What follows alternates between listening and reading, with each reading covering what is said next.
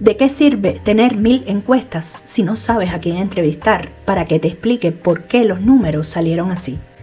El error que mata el 90% de las tesis mixtas es tratar el muestreo como dos procesos aislados. En los próximos minutos te voy a enseñar a fusionar el rigor estadístico con la profundidad clínica usando la ingeniería de muestras.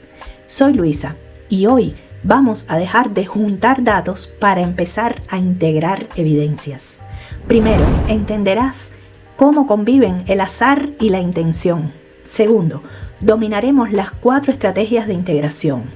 Y cerraremos con la fórmula para decidir el tamaño de tu muestra sin morir en el intento. En la universidad te dicen, lo probabilístico es para generalizar y lo no probabilístico es para explorar.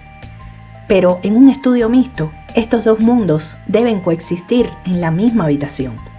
Imagina que tu estudio es un satélite y un microscopio trabajando al mismo tiempo. Lo probabilístico nos da el mapa de calor. Nos dice que en una población de 2000 docentes, el 60% sufre agotamiento. Aquí el azar es ley. Si no usas una tabla de números aleatorios o un sistema sistemático, tu estadística no vale nada. Pero lo no probabilístico es el microscopio. De ese 60% que sufre agotamiento, no quieres entrevistar a cualquiera. Quieres al docente que, a pesar de estar agotado, sigue innovando. Eso es muestreo por casos extremos. ¿Cómo conviven? Mediante la unidad de análisis común. La muestra intencional debe ser casi siempre una subunidad de la muestra probabilística. Si tus entrevistados no salieron de tu base de encuestados, no tienes un estudio mixto. Tienes 2 estudios, Frankenstein, que no se pueden comparar. Aquí es donde la mayoría se pierde. No es elegir una, es saber ¿qué estructura soporta tu pregunta de investigación? Primero, muestreo paralelo. Recolectas ambas muestras al mismo tiempo, pero de grupos distintos que vivan el mismo fenómeno. Por ejemplo, encuestas a los estudiantes y entrevistas a los padres. El objetivo es la triangulación. Segundo, muestreo secuencial. Es el rey de las tesis. Los resultados de tu muestra cuán define quién entra en tu muestra cuál. Si la encuesta revela un grupo que odia la tecnología, tu muestra intencional se enfoca solo en ese grupo para entender el odio. Tercero, muestreo multinivel. Aquí usamos diferentes unidades. Muestreo probabilístico para elegir 20 hospitales, nivel macro. Y muestreo intencional para elegir 2 directores por hospital, nivel micro. El cuarto, muestreo anidado. Es el más elegante. Tomas una muestra probabilística grande y de esa misma base de datos extraes una muestra pequeña para profundidad. La clave es que el sujeto 45 de tu encuesta es el mismo sujeto 1 de tu entrevista. Esto permite una trazabilidad absoluta de la evidencia.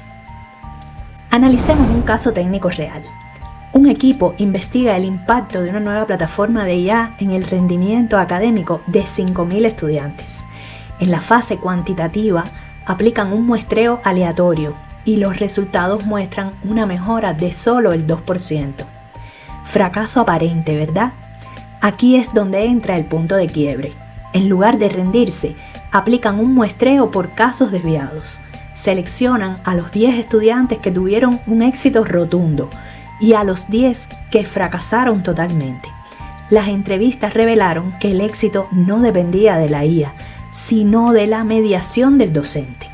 El muestreo cualitativo no fue al azar, fue extraído quirúrgicamente de los extremos de la estadística. Vamos a ver el dilema del tamaño de la muestra. ¿A cuántos tengo que encuestar y a cuántos entrevistar? Esta pregunta quita el sueño. En lo cuantitativo, el tamaño lo dicta la potencia estadística, margen de error, nivel de confianza y varianza. Si tu muestra es pequeña, tu error es gigante. Punto. Pero en lo cualitativo, el tamaño lo dicta la saturación técnica. No entrevistas a 30 personas porque el libro lo diga. Dejas de entrevistar cuando la persona 12 te dice exactamente lo mismo que la persona 11. Ya no hay novedad. El secreto del muestreo mixto es el equilibrio de inferencia. Si tienes una muestra cuantitativa de 400 personas y solo entrevistas a una, tu pierna cualitativa está coja. No hay suficiente peso para contrastar. La recomendación técnica es: busca una muestra cualitativa que represente la variabilidad de tu muestra cuantitativa.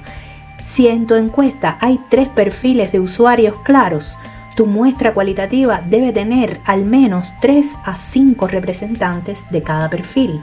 Eso es rigor, no adivinanza. Diseñar el muestreo es como programar el ADN de tu investigación. Si el código está mal desde la muestra, los resultados serán mutantes que nadie creerá. Ahora tienes el framework. Haz que tus muestras se hablen, que se aniden y que se saturen. Pero cuidado, ¿qué pasa cuando la estadística dice sí y el entrevistado dice no? Ese conflicto de interpretación se llama disonancia de datos y es lo que veremos en el próximo video. Descarga la plantilla de diseño de muestra que te dejé abajo. Es la misma que uso en mis consultorías privadas.